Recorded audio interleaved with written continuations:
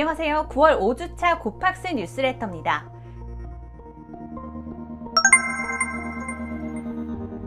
제롬 파월 연방준비제도 의장이 달러화의 가치가 연동된 스테이블 코인을 발행하는 민간 발행업체의 감독, 규제에서 연준이 주도적인 역할을 해야 한다고 강조했습니다.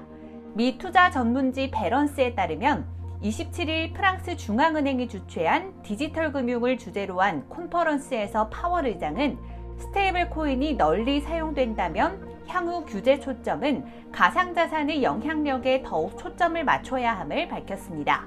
구체적으로 파월 의장은 만약 스테이블 코인과 같은 민간 자금이 조성된다면 연방정부의 역할이 정말로 필요하다라고 발언하며 가상자산 규제에 있어 규제 당국뿐 아니라 연방기관 역할의 중요성을 강조했습니다.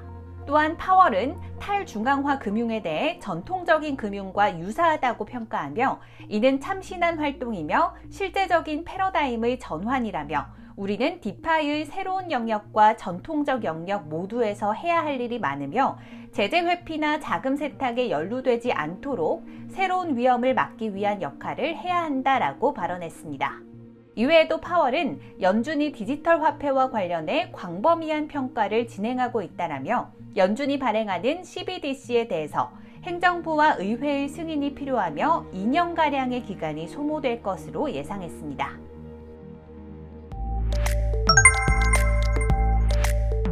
레이어1 블록체인 테조스가 카트만두 업그레이드를 활성화했습니다. 카트만두는 지난 6월 이루어진 자카르타 업그레이드 이후 3개월 만에 이루어지는 테조스의 11번째 네트워크 업그레이드로 테조스 블록체인에 새로운 확장성을 부여하는 기능을 담고 있습니다.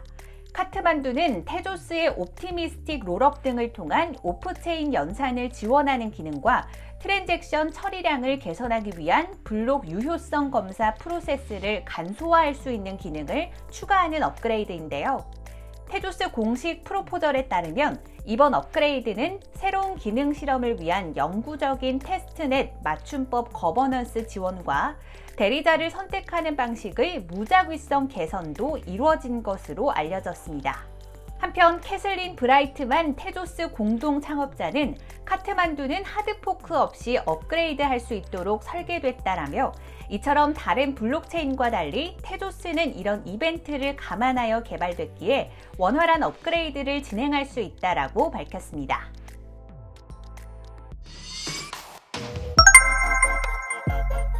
코스모스가 공식 포럼을 통해 코스모스 허브 2.0 백서의 초안을 공개했습니다. 이번 코스모버스 컨퍼런스에서 공개된 새로운 백서는 코스모스 허브 네이티브 토큰인 아톰에 대한 개선안과 허브의 새로운 비전을 담고 있습니다. 코스모스 허브 2.0 백서는 아톰 발행 속도와 수수료 조정, 앱 시나리오 확대, 리퀴드 스테이킹 출시, 이코노믹 엔진 도입 등을 골자로 한 개선 방안을 제시하는데요. 이 같은 방향성은 기존의 코스모스 허브 기본 토큰인 아톰이 코스모스 생태계 성장과의 연결성이 부족하다는 비판점을 의식한 것으로 풀이됩니다. 아톰 2.0은 인터체인 보안 확립과 스테이킹 유동화 등의 방법론을 통해 아톰 토큰에 더 많은 유틸리티를 부여합니다.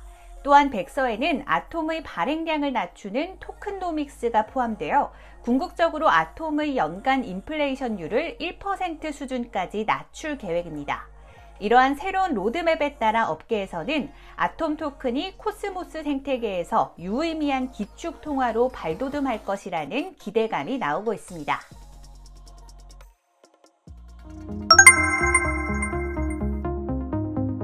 영국 중앙은행이 금융시장 안정을 위해 650억 파운드, 하나 약 100조 원 상당의 국채 긴급 매입 계획을 발표했습니다. 영국은 지난 23일 450억 파운드 규모의 대규모 감세안을 발표한 직후 파운드와 가치 급락 등의 금융시장 혼란을 겪었는데요. 중앙은행이 직접 유동성을 공급한다는 이번 발표를 통해 국채 시장은 안정세를 찾았으나 파운드와 가치는 회복되지 않은 모습입니다. 전문가들은 이러한 영란은행의 정책이 경제위기의 궁극적인 해결 방안이 될 수 없다고 지적하고 있습니다. 인플레를 잡기 위한 긴축 정책 기조에서 다시 돈을 풀어 시장의 안도를 주면 당장 닥친 위기를 피할 수 있으나 일관성이 결여된 정책으로 당국에 대한 신뢰도가 떨어져 장기적인 관점에서 적절한 해결책은 아니라는 겁니다. 한편 이 같은 영란은행의 개입 소식이 전해지자 하락하던 증시는 안도하며 상승하는 모습을 보이고 있습니다. 가상자산 시장 역시 단기적으로 상승하는 모양새인데요.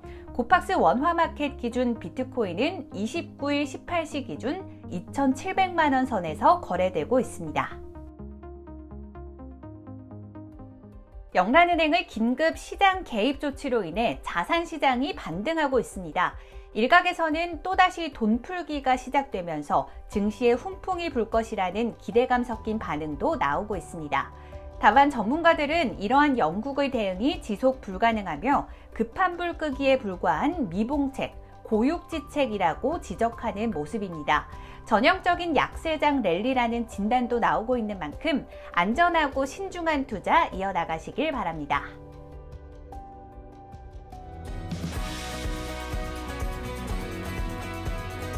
9월 29일 목요일 썸씽이 고팍스 원화마켓에 상장됩니다. 상장기념 연이율 8%를 드리는 예치 이벤트도 진행하오니 많은 관심과 참여 부탁드립니다.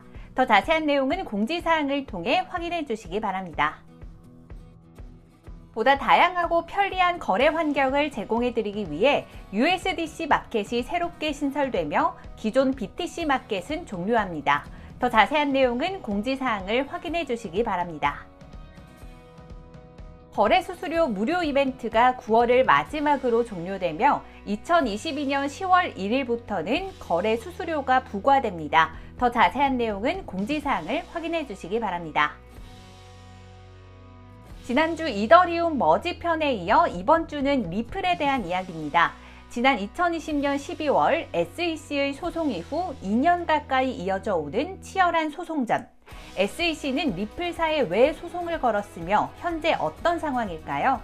결이님과 신흥재님이 출연한 이번 리플 편에 대해 심도 있게 알고 싶으신 분들은 지금 알고팍스를 통해 확인해주세요.